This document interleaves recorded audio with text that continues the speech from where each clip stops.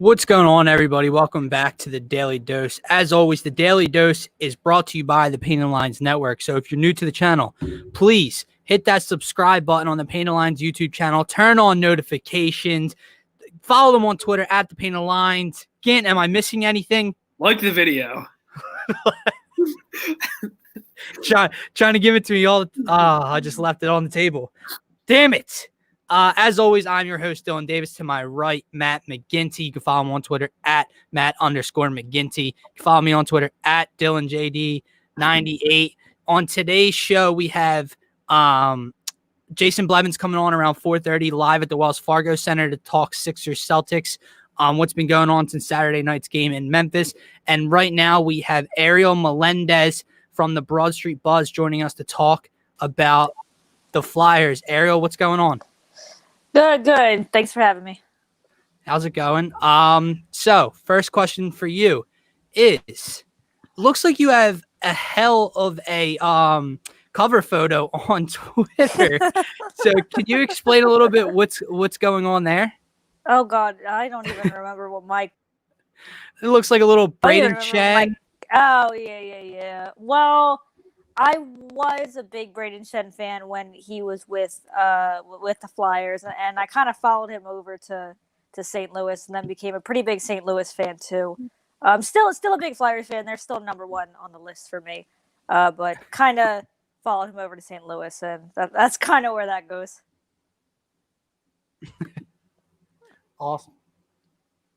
Again, slacking over there as always. No, I was sorry. I just got to get to my notes. Let me see. First question I got for you is, tell us a little bit about the Broad Street Buzz. What do you guys do, and where can we really find your work?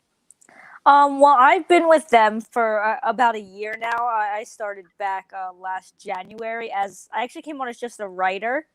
And kind of was thrown quickly into what we call the site expert role, which is basically I kind of handle a lot of the editing and stuff like that. And I've been very fortunate after months and months of kind of being on my own for a while, of having Matt, who one of you spoke with before to get us on the podcast.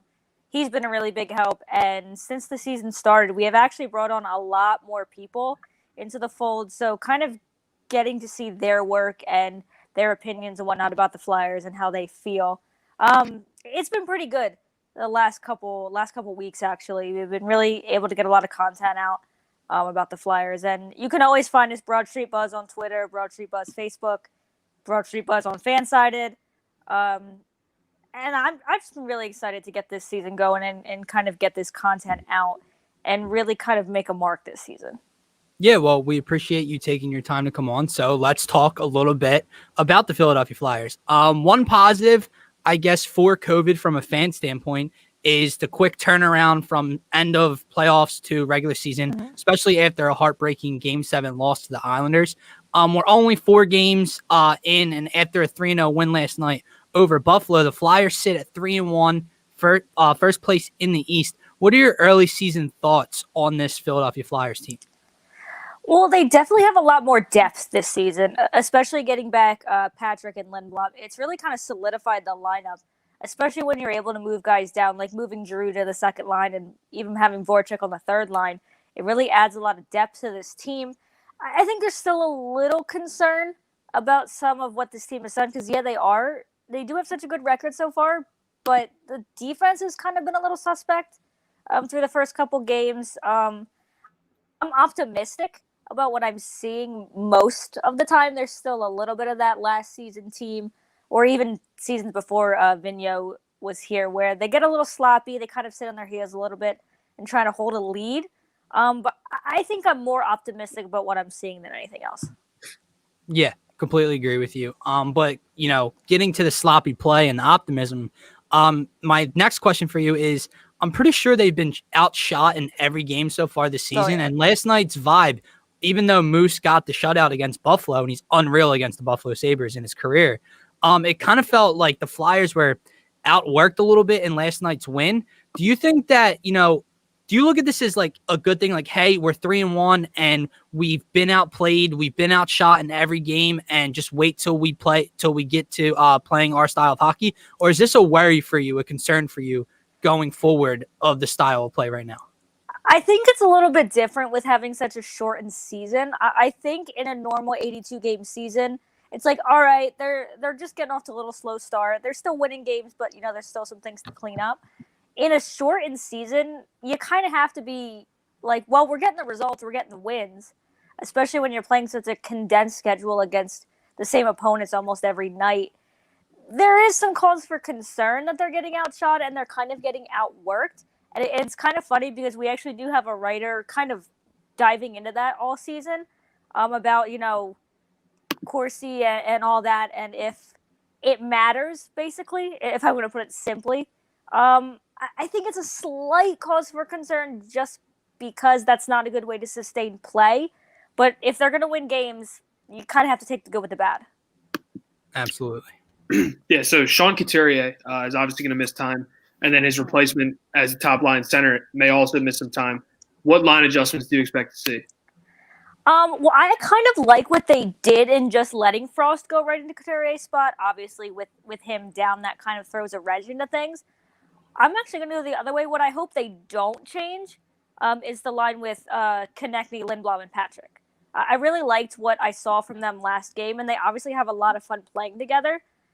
I think you might have to bring Drew back up top. If Frost is going to be out a significant amount of time, you might have to move him back into the center role. And you're probably going to see a guy like Bunneman come back in, probably that fourth line spot. Thinking moving Lawton back up a spot to that third line role. You're kind of going to have to mix and match a little bit depending on how long they think Frost is going to be out. And the fact that we haven't got word yet is maybe a little concerning on his status. But as long as they keep that Lindblom line together, you kind of just have to mix and match the rest of the way. And then just again, like kind of expectations at the beginning of the season, has there been anyone that has played above their expectations so far? I don't know if I have anybody specific that I think has played above expectations. A lot of guys are kind of playing where I thought they would be. It's good to see Konechny get back what he lost in the playoffs without being able to, grab a goal and help them out there. So seeing him kind of play the way he is, I think I'm going to go Nolan Patrick. The way he was able to jump in and after such an extended time away, almost 2 years without hockey, the way he's been able to jump back in and kind of not be afraid of any contact. I think that was a concern of mine a little bit was he going to shy away from contact? Was he, not going to be able to be up to speed? But the way he's looked the past couple games, I think his training has done really well for him in the offseason, whatever he was able to get done. And Lindblom, too, seeing the way those two have been able to come back has been a really big positive sign for me.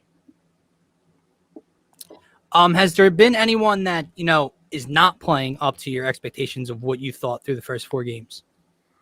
I mean, I don't want to dog on him because he hasn't been bad, but obviously you want to see your veterans kind of chipping in, and you did see that with Jake yesterday, but obviously you want Drew to chip in a little bit more than he has, especially what we saw in the scrimmage and in the abbreviated camp with when he was on the line with Hayes and Farabee. The chemistry they had, looked like it was going to be really good coming in, and I don't know that we've seen it quite as good as it could be or as it was in the abbreviated camp because, we didn't get the preseason, so maybe it's just going to take a couple games for them to gel a little bit.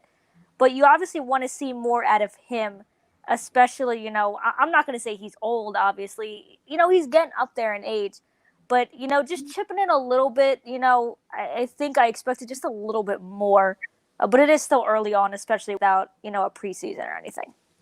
All right, we're talking with Ariel Melendez from the Broad Street Buzz. Ariel, one more question for you. I know it's very early, but we talk a lot about depth with this team on this show. You already hinted at it within the first question.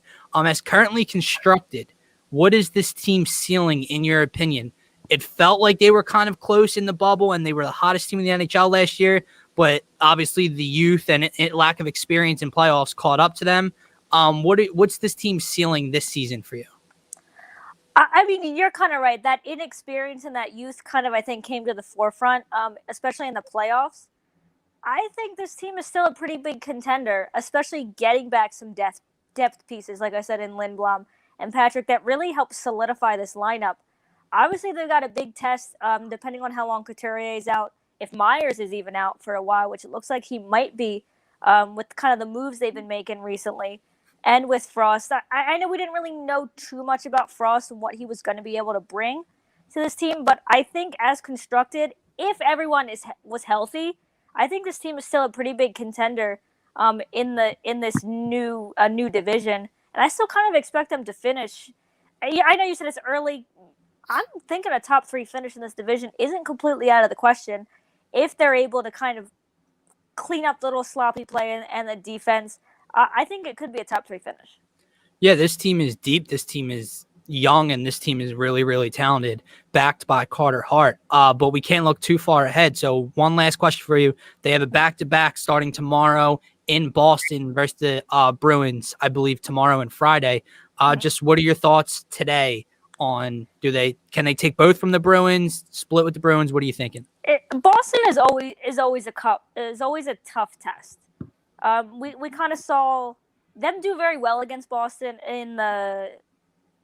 before the playoffs last year, and they kind of handled them well so far this year, especially with them losing, Pasternak for, I believe, the whole season. They're still going to be a tough test. I think coming off that big shutout win with Brian Elliott was really a big confidence boost after kind of getting trampled the night before. I don't know if I want to say a 2-game sweep here. I think it could end up being a split, especially if they're not able to clean up that defensive play, and especially if Myers is going to be out tomorrow. I think it could be a tough test, just figuring out that, especially the defense, figuring out what they're going to do back there and the moves they're going to have to make. I don't think it's going to be as easy as it may have seemed before they had a couple guys go down to injury. Yeah, they're definitely going to miss Matt Niskanen, and I think we're already telling that. Ariel Melendez, everyone, she is a writer and contributor for the Broad Street Buzz. You can follow her on Twitter at @A_Melendez10. You can follow the Broad Street Buzz on Twitter at Broad Street Buzz. Ariel, thank you so much for taking the time to come on, and go Flyers. Thanks for having me on, guys. See you later. See ya. Gint, you been watching your puck? I watched last night. Wow, I am impressed. I know you didn't watch the clunker, the first game against Buffalo. You were too busy watching All American. A great TV show. Don't flame. I'm not flaming. I love All American, but you got to DVR all. You did it backwards, bro. You DVR'd the Flyers. And watched All American live. Here's the thing with sporting events. I'd rather watch DVR sporting events. I like to rewind and rewatch certain things. Okay. I don't buy it in this case, but let me get to Marquise over here. What's going on, Marquise? I'm mad that the Flyers lost the first head-to-head match against Buffalo, but feel a lot better after the bounce-back second match. Yeah, they played really sloppy. Carter Hart got pulled in that one. They lost 6-1 to Buffalo, who, we came out that day again and said, you got to beat the bottom feeders of this realigned division, and they got a wake-up call for sure. However, I was noticing later, Flyers Twitter turned into Eagles and Sixers Twitter for a moment that night, freaking out. You would have never thought the Flyers were going to win another game this season, but they bounce back in AV fashion and take the second one with a Brian Elliott shutout last night against Buffalo. Marquise is clearly upset about the injuries the city has. I mean, it sucks to say that, but there's some truth to it. Like already, dude, 4 games in, you lose Sean Couturier, maybe the most important piece to this Philadelphia Flyers team. And then the kid who's finally getting a chance back in the NHL for this team, his replacement gets hurt last night. Phil Myers gets hurt last night. We don't know how long he's going to be out. And the defense has already been struggling early this year for the Flyers. So we'll see. Amadeo says, what's going on, boys? Amadeo, love you during the live stream. Nothing would be better to see Philly teams against both Boston teams starting tonight with Sixers who need to go 1-0, especially healthy. Marquise, there it is. 1-0. Tell him, Gint. 1-0. Gotta love it. So let's turn our attention because there is no Flyers games tonight. They are first place in the East right now with 6 points through 4 games. But let's turn our attention to the task at hand tonight, Gint. The Philadelphia 76ers take on the Boston Celtics at the Wells Fargo Center tonight. Jason Tatum, out. Seth Curry, out. We were hoping he was going to be back. What? I forgot Tatum was out. Yeah. And one of my questions for Jason is regarding on Jason Tatum. Kemp is back. But Tatum's out. Seth Curry is out. Everyone, myself included, was hoping that. You know who's in, Dylan? What? Furkan. Yeah, I was getting to that. Dude, Daryl Morey had a legendary tweet today. Did you see it? Someone tweeted like Furkan's back, and Daryl Morey like quoted it and said Furkan's back and put up a picture of Furkan from behind, like meaning like Furkan's back. Dude, it was awesome. He engages with people all over Twitter. It is really funny. He flamed Howard Eskin when he first got the job here in Philadelphia. He is awesome. Honest Abe, what's going on, Honest Abe? What's up, Abe? From Sixers and Flyers early. Dibes, let's go Sixers. Dibes is Sixered up tonight. So again, Kent's movie taste is out. Watch a comic book movie, you fraud. I can't. All right. I'm all over the place here. Let's get to it. We gotta reel it in here. Woo! All right. So Sixers tonight at home currently sit at 9-5. Again, I noticed, we talk a lot about everyone panicking. No one's enjoying the ride, Gint. We're trying to tell people enjoy the ride. They're not enjoying it. They're a little nauseous. Yeah. And guess what?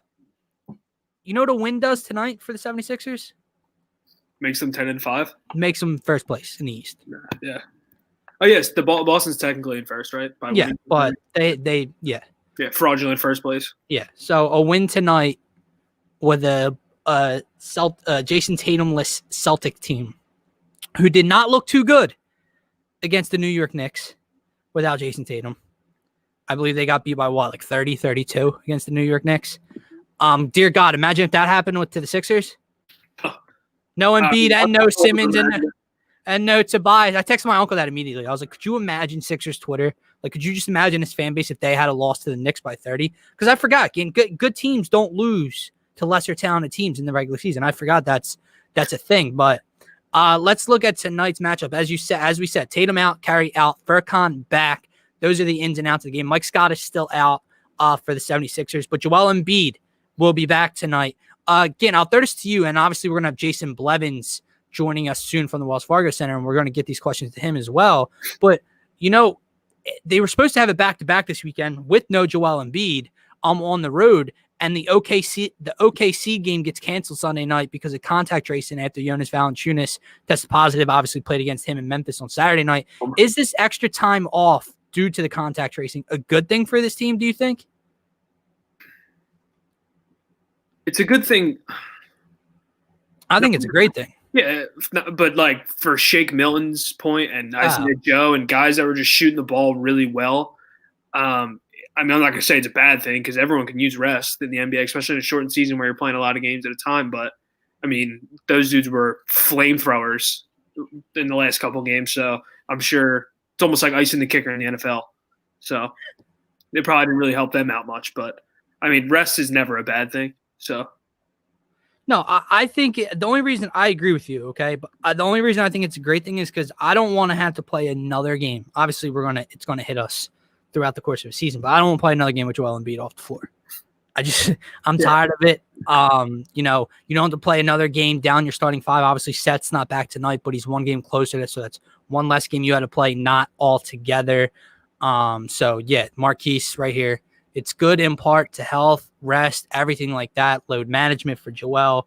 So, it's going to be an interesting matchup tonight. Gint. The rivalry is back. It is the first time since being swept in the bubble in a meaningful game. Obviously, they played in the preseason, but in a meaningful game for the Sixers. So, again, keys to the game. Hit me with one. Well, the number one key I had before I just realized Jason Tatum's out again was stopping one of the best duos in the NBA. But, I'll give you a key. Kemba Walker averages, it was obviously when Brett Brown was the coach, probably averages like 49 points a game. So stopping him would be nice. But, we mentioned against the Grizzlies how bad their pick-and-roll defense was. And you see Kemba Walker in screen roll a lot.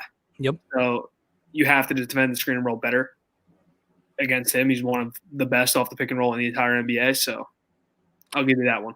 I agree. Obviously, turnovers is an obvious one. Can't turn the ball over 22, 23 times and expect to win. But again, one thing that I'm looking for here is Boston. It has talked a lot about it with the guys at TPL, Tiago, and everyone talking about Boston throwing out that Daniel Tice and Tristan Thompson duo pairing together on the floor. It's a bad duo. Take advantage of that duo. So I would imagine it's going to be Joel and Tice, Thompson and Toby, maybe. I mean, that's who it would have to be. Right. Okay. You're not going to waste Ben on Tristan Thompson. Right. Toby, take advantage. Joel, take advantage. Our front court should dominate Boston's front court, in my opinion, tonight. Again, that is one of my keys. Obviously, limiting Kemba Walker tonight, limiting the turnovers. What else do the Philadelphia 76ers need to do to be successful tonight? So they'll start Kemba Walker, Marcus Smart, Jaylen Brown, Daniel Tice, Tristan Thompson. Yeah. Yeah, after that, I mean, their bench isn't very good, and ours has been very good. It's going to be really interesting to see kind of what Doc does with Furkan. After, like I said earlier, Isaiah Joe has been an absolute flamethrower lately, along with Shake Milton. I assume Max is going to be in the starting lineup again, as usual. So, and then it's also going to be interesting to see, and I kind of mentioned Kemba Walker in the pick and roll, how we'll really match up with them. I assume, are you going to throw the rookie on Kemba, or are you going to put Danny Green on him? I would put the rookie on him because, A, in my opinion, Kemba's too quick for Danny Green at this point in his career. And B, Danny Green's a bigger body than Tyrese Maxey. Marcus Smart is a much bigger body than Kemba Walker, in my opinion. I would match up Danny and Marcus Smart, be more physical with them, and I would match up the quicker Tyrese Maxey against Kemba. That's what I would do. I mean, that really wasn't a key, but no. I get what you're saying. I'm saying I don't think they're, like you just mentioned, their front court. Our front court should dominate their front court, and I think our bench is much better than their bench. Jeff Teague hasn't been good in a couple seasons, even though I think win the bench battle, Gint. Is that what you're getting at here? That's what I'll go with. Win the bench battle. Limit Kemba. Dominate the front court matchup, and limit turnovers. Also, I know that Tice and Tristan Thompson are not a very good, duo pairing together on the floor for Boston, and it's clearly struggled. However, I can see them giving us some fits on the offensive glass. So limit second chance opportunities for the Celtics tonight, guys. Let's get to some comments here getting really quick. Dibe says, quick tease. Brock is dropping a Ben Simmons video tomorrow, a two-parter on why the Ben haters need to shut up. I did not know that, and I cannot wait. Can't wait. I'm going to copy the link and just send it to like 20 people I know. So what Brock has. Alton Williamson, what's going on, Alt? What's not talked about enough is how the Sixers starters are undefeated when they play together. Well, welcome to your new home, Alt, because that's what Gant and I preach damn near every day on this show when people start to freak out about this team, blow it up, trade for James Harden, trade for Bradley Beal. We're not good enough. I know it's a small sample size, but this team, this spacing, this shooting is really, really good.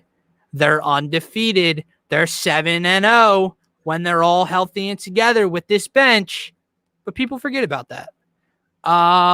Beat Embiid and Tobias Harris needs to step up. Exactly, Marquise. That's what I was just alluding to with our front court. Look, Tobias Harris, Joel Embiid, Daniel Tice, Tristan Thompson. You have to take advantage of that matchup. Jaylen Brown, I mean, I would hopefully Ben's on him, but I feel like he's going to get his either way. He's just been on a roll, on a mission this season. Dibe says, not going to lie, a little disheartened about no set tonight. Me too. But I mean, obviously, you get it. He's been out with COVID. They want to get his conditioning back up. Alt says, question, do you start Ferk tonight to be the fake Seth Curry? Absolutely not. Gant, would you like to address that? Oh, you'll learn our thoughts on him pretty quick. Yeah. Absolutely not. Marquise, Shake Milton needs to continue to be the bucket getter we've been seeing. Sixers need to out-rebound Boston, period. Don't give second chances, period. Marquise and I are on the same wavelength tonight, and I swear I did not look at the comments before I gave my keys. We're just, two peas in a pod tonight. And you and Ty apparently are together tonight. Gotta shut Kemba down. Kemba gives this Sixers team fits. Honest Abe. Furkan will take Scott's role for now, in my opinion. If that's having no role, count me in. Nah, I'm just kidding. He's obviously going to play. He's going to be needed, I think, a little bit tonight. And then he says, but then again, I love Maxey. Kid looks good, man. I mean, I'm not going to lie. Again, is this fair of me to say? I'd like him to shoot a little less. Is that wrong of me to say? Because I know I'm going to hurt some feelings. No, I don't. It's not wrong of you to say, but I don't think you can say it because you can't say anything as fan base. Yeah. Everything you say is wrong. You shoot too much, shoot too little. Yeah, I think he needs to shoot a little less. Right now, in my opinion. Obviously, when offense is needed, yeah. But when Joel and Tobias and Shake and all are out there, I don't need Tyrese Maxey putting up 15, 16 shots a night. Obviously, he gets to the bucket. If anything, I'd rather see him get into the foul line more because he has not done that so far early. But I do love the kid as well. Marquis, Shake Milton's my player of the game. I see Shake dropping 30 points again. If Shake drops 30 again, my man's on a roll. He'll be on our list next week. Cooled. I like us rebounding more than them tonight. Heavy. I hope you're right. We will see. Dives, TPL live party starts at 6:30. Where's Jason Blevins? He should be on here soon, man. Jason, probably around 4:30. He said he's getting to the Wells Fargo Center. Let's see. Ibrahim, I hope I pronounced that right. I'm sorry. Correct me if not. You guys are the best. Greetings from Turkey. What's going on, man? Thank you so much for watching. Go Furkan. Korkmaz and Joe on the court tonight with Shake, Howard, and Thibault. No, thank you. I want no part of that lineup. Dive says, welcome. What's up, Turkey? That is awesome. It is really cool having people watch from all over the globe. Again, just two dopes here in the PA South Jersey area talking Philly sports. Yeah. But thank you. Much appreciated. Should we get to our stars of the game before Jason comes on again? I guess. I really because I want to. Are you on another planet tonight? No, because I've just been looking at like the recent box scores because he's really only been playing 9 guys. Doc? Yeah. Okay. And so if you look at your starting five is obviously going to be Ben, Maxey, Danny Green, Tobias Harris, Joel Embiid. Shake Milton's going to play. Dwight Howard's going to play. Matisse Thybulle's going to play. Isaiah Joe would be 9. Furkan would be 10. You picking up what I'm putting down here? I'm really interested to see if he gives him a shot. You want to see if there's an odd man out. Because we brought it up in the beginning of the season how we thought that Doc would give Matisse a chance before not like really giving him anything, and he didn't do that. But let me ask you this question. Is Doc going to do something Brett didn't do? Meaning, Furkan, gets a shot, right?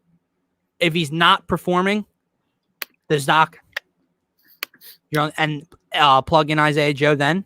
Well, see, that's the thing, because Brett had that habit of doing that. And then what would happen was Isaiah Joe would be shooting the ball unreal. He'd plug Furkan in. Furkan would play horrible. And then by the time Isaiah Joe came back in the game, he would play horrible. And it would never be the right thing that Brett would pick. So now I don't know what's going to – that's why I keep saying I'm really, really interested to see. I'm going to ask Jason his thoughts on the situation, obviously, but we'll see. Yeah. Maybe, he very well could just play 10, and it wouldn't be an issue. So Abe says Tobias is an underrated rebounder. Ben's getting some boards this year. Ben's getting a lot of boards this year. Rebound the Celtics tenfold. I hope you're right. They're just a very physical team. Always have been, especially against us. With those two, literally centers. That's basically 2 centers on the floor, and Tyson Thompson. Both physical guys. I'm assuming Tyson's going to use his fouls tonight. I'm telling you that right now. He's using at least 5 of those bitches. All right. I hate him. Dives, how about Isaiah Joe? He's been balling in the catch and shoot in the pick and roll and making a huge impact off the bench. I agree. But what if you're referring to Dives when I said I want no part of that rotation that cooled throughout, that's just not a rotation I want to see with what the Sixers have. Dwight Howard with Thibault, Shake, Korkmaz, and Joe. I don't know. Maybe it works. Kim, what are your thoughts on that rotation? I mean, I want no parts of Furkan either. So who's your 4? Thibault or Korkmaz? Oh, what you're saying is the backups? No.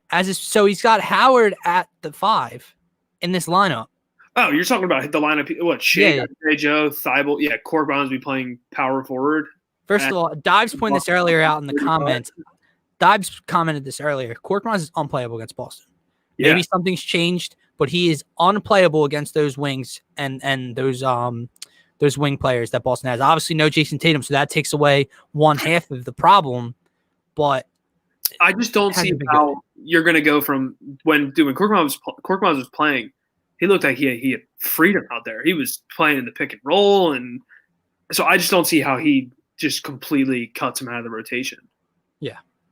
Let's talk about Joel Embiid for a second, because it's now been how many days has it been? Did he play last? It's been a week, 6 days. It's been since January 14th, so 6 days. 6 days since it's almost a full week since Joel Embiid's played a basketball game again. What are your expectations for Embiid tonight? Obviously, if the knee is still a lingering thing, that's why he didn't play over the weekend. Do you think a minutes restriction, not a restriction, but what are you thinking? I think he's going to have a good game because, again, we mentioned first of all, I hate Daniel Tice, and I don't know why. There's not a real reason for it. It just irks me the way he kind of like acts like he's good, but are you, dude? Check your head, dude. I didn't know scoring 15 points against a team means he can play well. Now, dear, let's see. He gave up 15. I wonder how many he gave up trying to guard. You know, when I say unplayable, I mean that's because he can't play a lick of defense. Now, dear, you're going to make me lose my mind again. I was in a happy mood. The rivalry's back tonight. They're playing Boston. They're almost fully healthy. Expecting a win tonight. The Flyers are in first place in the East, and you got to come in here with that comment. With that, are you kidding me? What do I always say? You should know my stance, Nadir. The dude is a streaky shooter. Thanks. If he's not hitting shots, he's unplayable because he can do nothing else on a basketball floor. So you can throw your 15 points at me all you want. He probably gave up 85. Yeah, no, but oh my God, I've never seen someone come to the rescue of Furkan Korkmaz so quickly, but hate 2-5 as much as he does. And you know what? I'm saying it right now because that just pissed me off. You know, again, you remember how DK Metcalf pissed me off with his comments before the Eagles game? And I was like, now the Birds are going to win. Watch. Yeah. Okay, now 2-5 is going to put either Kemba or Jaylen Brown, whoever his assignment is, he's putting them in the 2-5 penitentiary tonight. I don't care how hot Jaylen Brown was coming into this game. He's getting put in prison tonight because you just pissed me off. Dude, I don't even know what my thought was about Embiid, and then I saw the comment and I lost it. But I asked you, how much do you think he's going to play tonight? What's he going to look like a week after? Here's what I'll throw to you. Should his conditioning be improved, or he hasn't played a game in a week almost? Will that hinder him? I doubt he was just sitting on the couch the entire time during this week break. I think he'll be all right. And I mean, with the lineup they have and no Tatum, I think this can be a handily win. Or I don't even think that was like the right word to use there. I think we should win this game pretty easily. But I like this team without Tatum. Not your brightest Kutztown alum over here. Yeah, unreal GPA, but I'm excited to see it. 2 weeks he hasn't played. He played on the 14th. I don't know what that means. He says, hold on. I missed the one. I will cure you. You're going to love Cork one day. We haven't lost hope. But there's never been any hope. Ever. And I don't know what you mean by 2 weeks he hasn't played. Good. You see how they looked? Oh, dude, look at Dives. Oh, man. Hold on. He averages 5.4 points per game in 7 games versus Boston. Furkan scored 3.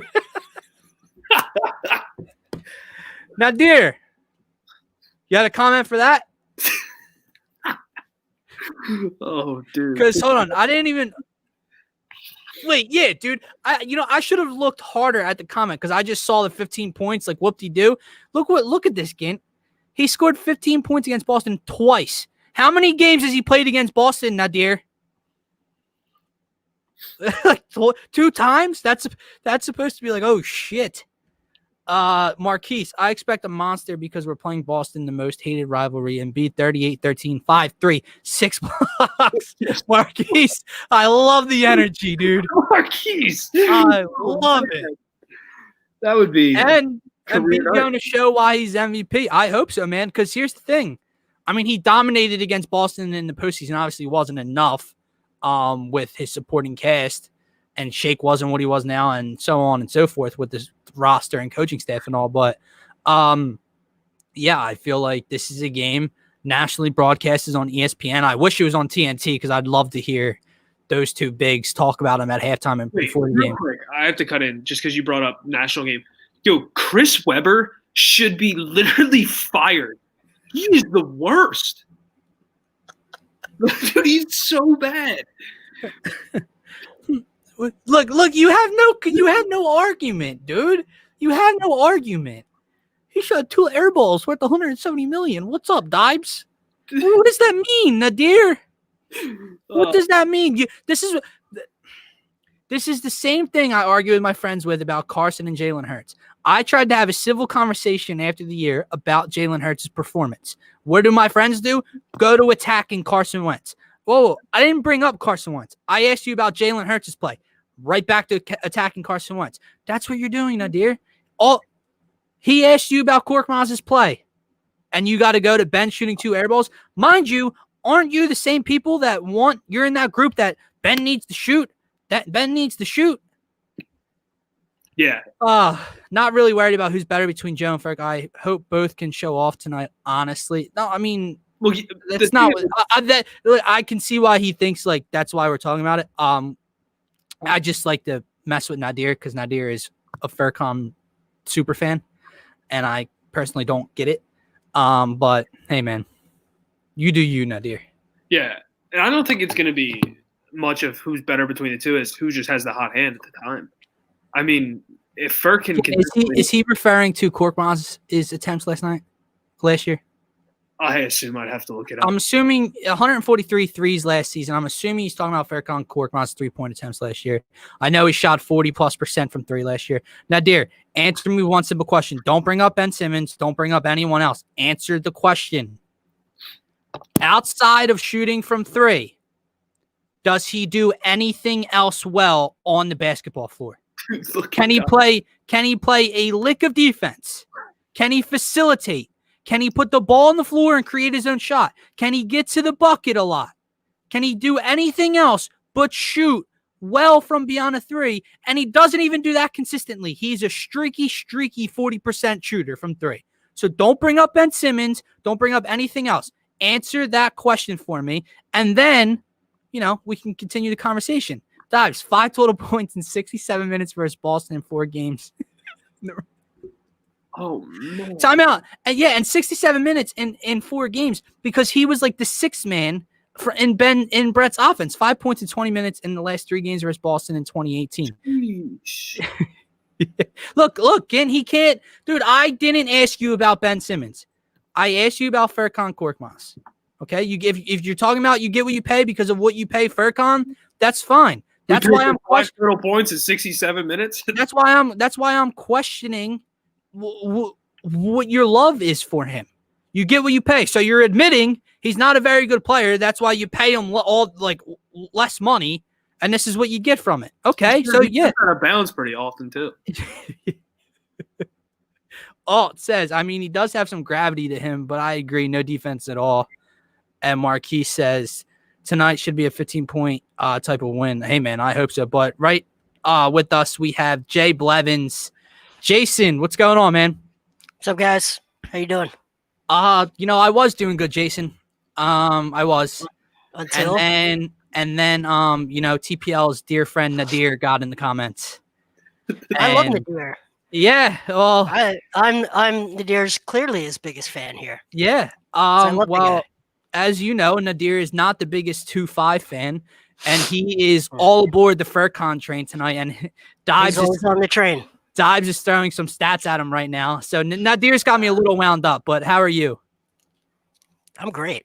They have hot food for us tonight, so I couldn't be better. I walked in, I didn't see the box lunches. I saw hot food, so I might take a bite of this hot dog. Sounds good, man. Gint, go ahead. Yeah, I mean, so let's just jump right into Ferk because, I mean, if you look at the last couple box scores, Doc's really only played 9 guys, besides obviously the blowout in Miami where a couple more guys got in. How do you see Furcon getting back into this rotation? Do you think he just jumps right back into the role he was? Do you think it's a lesser role? Well, I think they need the role, right? They need those floor spacers. They need outlets for Joel. They really only have a couple of guys that can run off of screens and the catch and shoot guys for Joel out of the post. I think Joel needs that. So, he's important. I don't think we should underestimate his importance. Now, does he solve all their problems? Absolutely not. But the combination of him and Seth Curry, I actually really like them on the floor together because they run some off-ball screen stuff off of Joel that forces defenses to sort of pick which one of them they're going to cover. Seth's not there, but I do think Furcon is actually really important to what they want to do. Do you think the improved play of Isaiah Joe doesn't even dwindle his role even like to a lesser role at all, or do you think that just is just because of Joe had to play because of the lesser guys we had? Well, I think Joe passed the test. I think that is why he got the play time.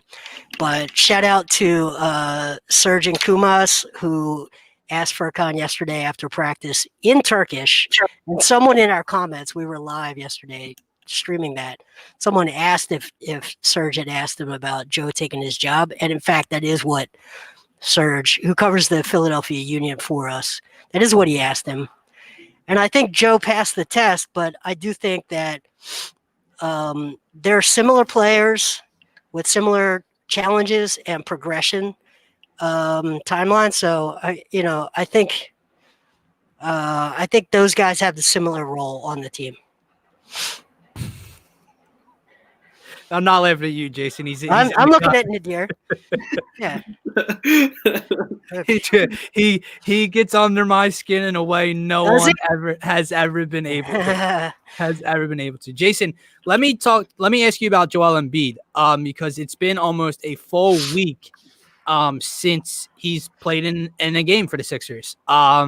6 days, I believe. Mm-hmm. And I don't know. I saw him grabbing his knee the last time he played. I don't know how serious the injury was, if it was just precautionary that he didn't travel or what have you. Is the extra time off with not having the OKC game good for him and this team, or what kind of conditioning do you expect to see Joel like tonight? Well, reading between the lines, Doc said yesterday after practice that he was a participant, but not a full participant, which tells me he probably didn't run a lot of 5-on-5 full court in practice. So do I expect him to play 39 minutes tonight? No, I do not expect that. But if he's out there and this game is uncomfortable, which it will be, it's Boston, you're probably looking for him to play 30 minutes. I don't think they're all that concerned about it. I think there's a certain tier of player in the league where teams try to get them as much rest as possible. I do think a week is a fairly long time, but he's getting better at managing his weight and conditioning when he's not playing. So I don't think it's a huge deal. All right, let me ask you about the defensive side of the floor, because as we saw in the bubble and, just in the past against this Boston team specifically, their wings give us a lot of trouble. No Jason Tatum tonight, obviously, but Jaylen Brown's been on a mission this year. Kemba Walker is back for Boston, and as Gimp pointed out to me earlier, I mean, damn, under Brown, Kemba probably averaged like 49 a night against the Philadelphia 76ers. What do you expect defensive assignments to be like tonight? Do you expect Ben to be the primary on Brown?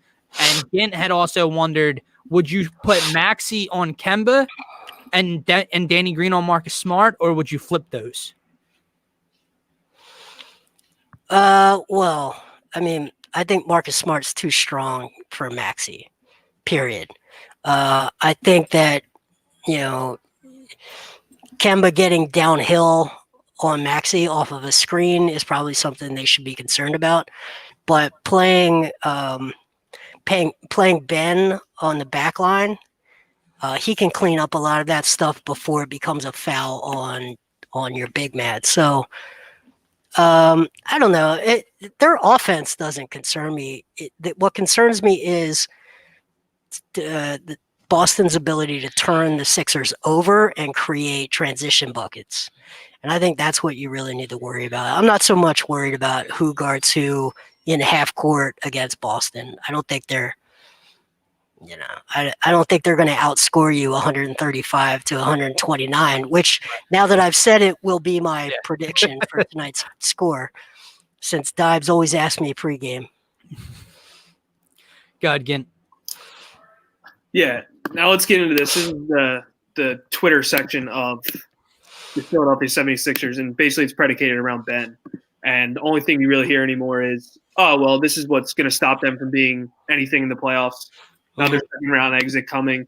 Do you think it is alarming the amount of – I shouldn't even say attempts, because it seems like he's getting a lot of attempts up there, but just the lack of scoring? I think what should alarm everyone is the amount of pick sixes that he's throwing. So he's going into the paint. He's picking up his dribble. He's turning around, leaving his feet, and looking for an outlet. And those are leading to buckets the other way because teams are learning to sit on it, wall him off from the rim, and jump his routes. So we talked about it a lot on the last live stream, but that is a real concern. Teams are figuring it out, and it's now up to him to create a counter to that. And people have scouted him. He's now played these teams dozens and dozens of times, which is something that doesn't happen at any other level of sports. People know how they want to defend him. Now he has to adapt. It's no longer this shouldn't be like some sort of religious debate about whether he's good or bad. It should be he brought a skill set to the league. Teams adapted. Now, what's he going to do to adapt to what they're doing against him? Period. Like, I mean, yeah. I mean, one thing with Ben, in my opinion, at least this season, I think he's always had a little bit of a problem with it, but he's just not finishing well at the rim. Jay, how alarming is that to you? Someone threw a stat out in the comments a couple of shows ago that the alarming number to him is within 6 feet, so 0 to 6 feet, I believe. Ben is shooting like 35 or 37% from the field. Do you think that's something? How fixable is that for him to finish around the rim? It feels his time as though he lacks touch, I guess. Yeah, he definitely lacks touch. He also is a guy who prefers to drive left but finish right, and that's just going to make your life hard. It's just I really would like to talk to some coaches that aren't associated with the team or another team at different levels and just ask the question, what do you do with a guy that likes to drive left but has to finish with his right? And I think if you talk to coaches, they're going to tell you that's a major problem. So over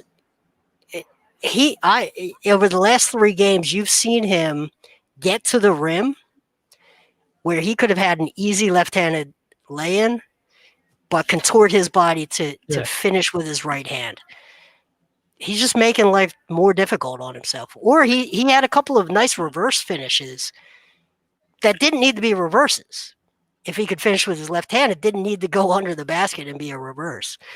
He's just making life more difficult on himself. And he doesn't have great touch. So these are all things that he's got to be working on. He's got to realize about himself. He's got to realize about how he's being played, and he's got to get better. Got to. But you don't, this is not like throw him in the garbage, throw him into a trade for, some janky player. By the way, Deibler asked about the people watching for the food. So let me just hot dog and some fries. Oh, no crab fries?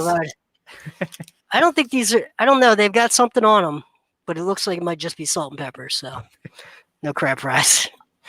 There's no concessions open, right? So it's really just employees here. So. Yeah. Again, you got anything else for Jason? I'm good. All right, well, Jason, one more for you before we let you go, okay. And enjoy the game. Let's look at the task at hand tonight.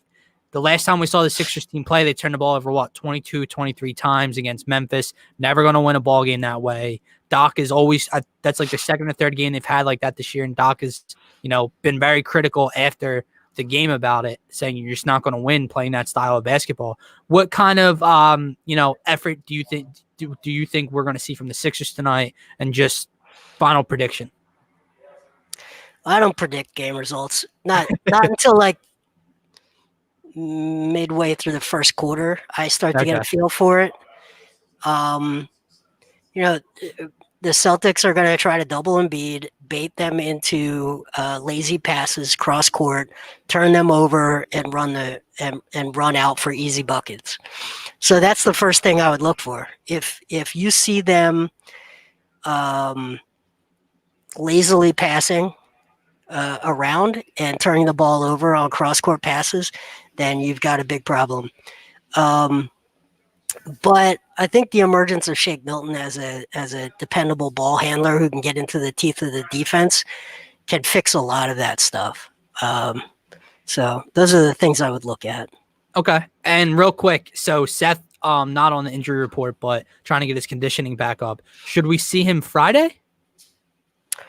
I think so. I think the way that the timing seemed to work out, I was thinking as of yesterday that Thursday seemed to be like his day to return to practice. So I'm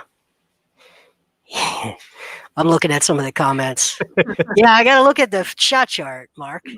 Yeah, I think Seth, to me, it always looked like Thursday he was going to return to practice. So Friday, could be Saturday. Yeah, man. Yeah, so Seth carried a much-needed body and shooter back on the floor for the Sixers. Jay Blevins, everyone, you follow him on Twitter at Jay Blevins NBA. Check out his work for the Pin Lines. Jason, go enjoy yourself a Sixers game up close and personal. And the hot dog. And that hot dog. Yeah, I'm gonna try. Good job, guys. Thanks, man. Thanks for having me. Appreciate it. Good stuff from Jason Blevins. I envy him, Gint. I envy him. He's awesome, dude. Down at the center. Little critical of your boy, Gint. I mean, a lot of people are. So at this point, I might be in the minority. Well, we're definitely in the minority. I mean, I agree. I don't know how you feel. I agree with what he said. That's the point. I can be critical of someone and still believe what they do. The other side tries to tell you, oh, you just defend them. No. I'm critical, but I believe. You just hate. Nadir says, I hope Carey is back by Friday. Tatum is playing, so we need him. I don't know if Tatum is playing. There was one report that came out that said he's not traveling to Philly. Then another report that said he could return by Friday. So we'll see. Marquis says Seth back next game. Hopefully. Mark says Sixers problems are over because Sixers Harden. Furkan is back. And Nadir loves it. Nadir, I hope that Mark is kidding around. And then Dale gave us a very kind shout out on Twitter earlier. Thank you, Dale. Thank you so much. I fully understand Nadir's support for his countryman as I am the exact same way as I said that was going to happen. What? I said that was going to happen. Oh, yeah. Dale's but mate, this man is straight delusional. Yeah. Nadir is a faithful fanatic, which will be returning after the Daily Dose today, starting at 5:30 with Snap George and myself. Gint's Mr. Cool again and has to go to practice. But something cool. we have to see. Let's see. Alt says, so obviously not a straight up trade, but would D'Lo be a better fit on this team right now than Ben Simmons? Like the shooting around Joe would be ridiculous. No, not at all. You want to talk about a defensive traffic cone? You lost D'Angelo. All right, Gin. So let's get into our stars of the game here for the Sixers Celtics matchup tonight. I don't even remember where we left off, so you can go first, my friend. And Joel Embiid is available for this one. So wait, you want predictions play of the game? Is that what you just said? Play the game first. I'm on a different planet right now. What's up with you today? Dude, I told you I'm tired, man. Long day. Yeah, this kid needed a day off yesterday. Now needs another one. What were we going to talk about yesterday? The Fly Guys, but you slack on your puck.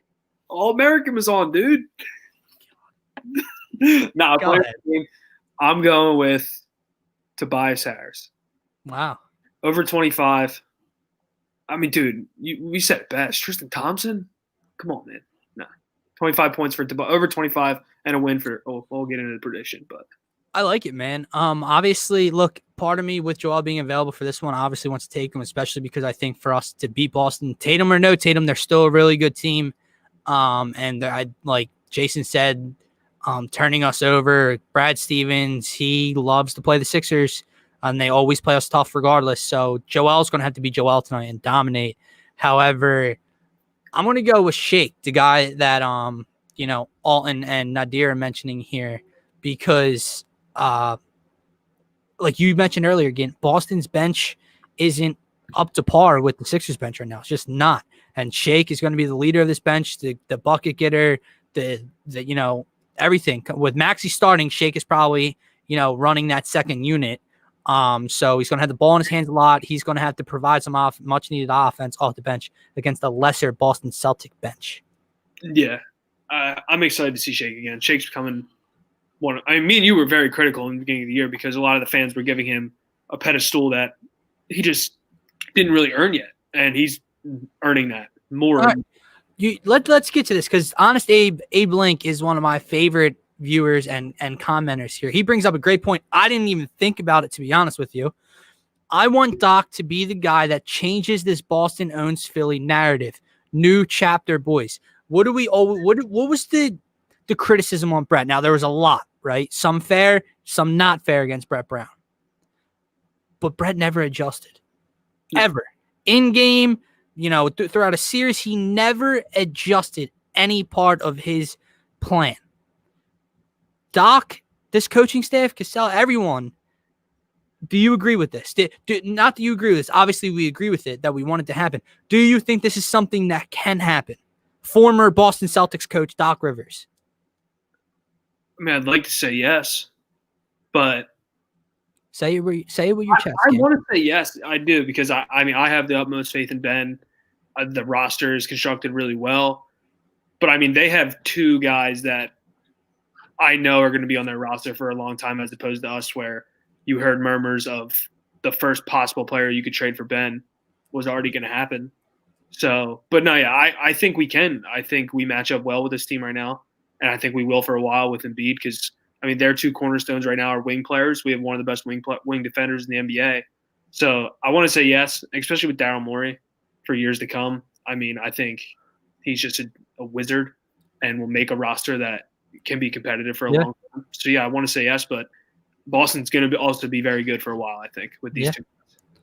All right, so let me change the subject real quick for Nadir here and everyone, because he does need a strong performance tonight, Ken. I'm not going to lie. 15th game of the season. They're basically fully healthy now. Joel's back tonight against a team that, gives him problems, especially in the postseason that we've seen. 2-5 needs to have himself a game tonight.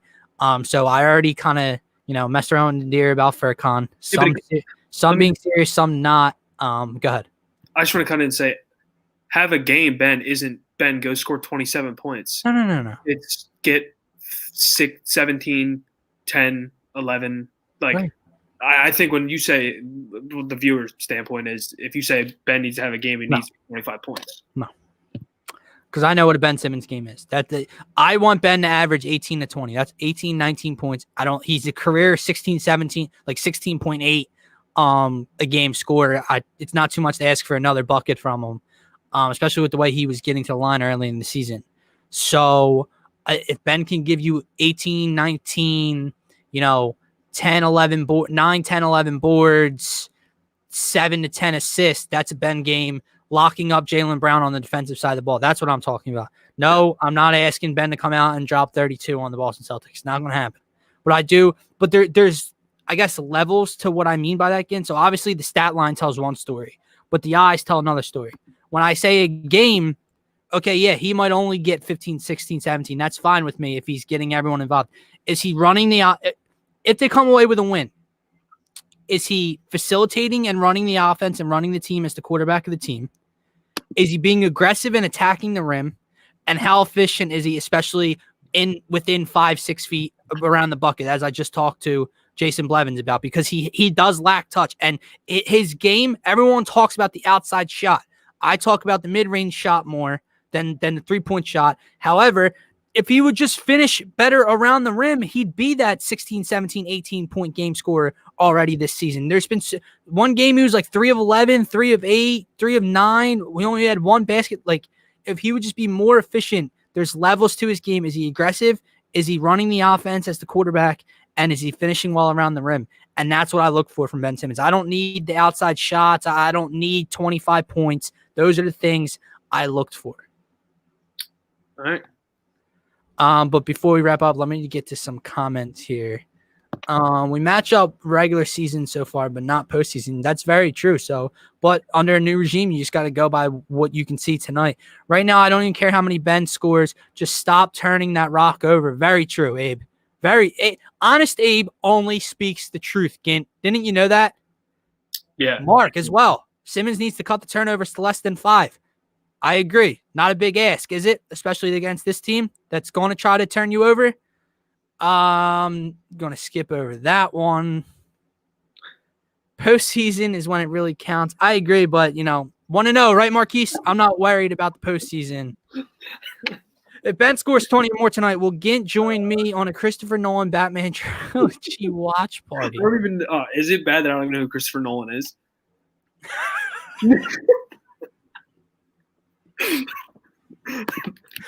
Get him, Dives. Oh, my dear. Nadir, 55 made field goal. Director? Wonder what Dives has to say about this ratio. Nadir, notice again how all you have, you can't even defend your countryman. You can't even defend his play. All you do is attack other people. Like, dude, all I asked you was one thing that Furkan Korkmaz does well outside of shooting the rock from 3. And doesn't even do that consistently. And you have to go to attacking Ben Simmons. But, okay, now, and again, Nadir, I'll finish up with this. Joel Embiid dominated. I'm done. I gotta go cry now. Again, I want to wrap up the show with this in defense of Ben Simmons. We gotta wrap it up. Yeah. Also, wait, prediction. Sorry. I'm going Sixers win. You guys can comment along your score predictions. I'm going Sixers W 110 to 100. I'm going Sixers 113, Celtics 108. Okay. Last thing I'll say, because they're playing Boston. And for the Ben hater that Nadir is, Nadir, Faithful Fanatics is up next, buddy, if you're coming around for that. But anyway, Joel Embiid dominated in that series, played as well as he probably could have. They had your boy Furkan Korkmaz out there. Shake Milton was running the offense because everyone wants a point guard that can shoot the ball, right, and create his own shot. That's what everyone wants, right, Gint? If you're a point guard in this league, you got to be able to shoot the ball. Sweet. Ben Simmons didn't play. Sweet. How'd that series go? Not well. You had your favorite son and Furkan Korkmaz out there, Nadir. The shooting point guard ran the offense. Joel Embiid dominated. Sweet. They got swept without 2-5. So you can continue to tell me, about that ratio and how he's not important. They're 9-5. If they win, they're in first place in the East. He's the quarterback of this team. And when they're fully healthy and he's surrounded by the supporting cast that makes him a better player and he makes all of them better with the spacing, they're 7-0. With that being said, I'm Dylan Davis. This is Matt McGinty. The Daily Dose brought to you by the Pain in the Lines Network. So go, please subscribe and like this video. The Faithful Fanatics podcast will begin at 5:30, hosted by myself. So come for that. And the TPL Live Sixers Boston live stream starts at 6:30. So see you guys soon. Have a nice night. Go Sixers. Go Flyers.